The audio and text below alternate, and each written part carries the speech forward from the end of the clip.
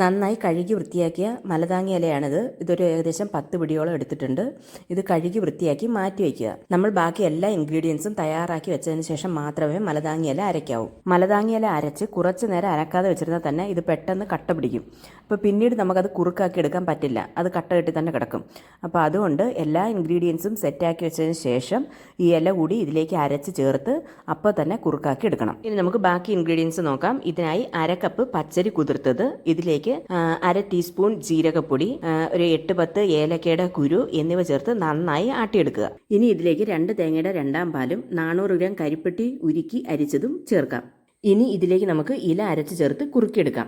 ഇതിൻ്റെ വെള്ളം ഒന്ന് വറ്റി വരുമ്പോൾ ഇതിലേക്ക് 1/4 പാലും 3-4 ടേബിൾ സ്പൂൺ നെയ്യും ചേർത്ത് നന്നായി കുറുക്കിയെടുക്കാം.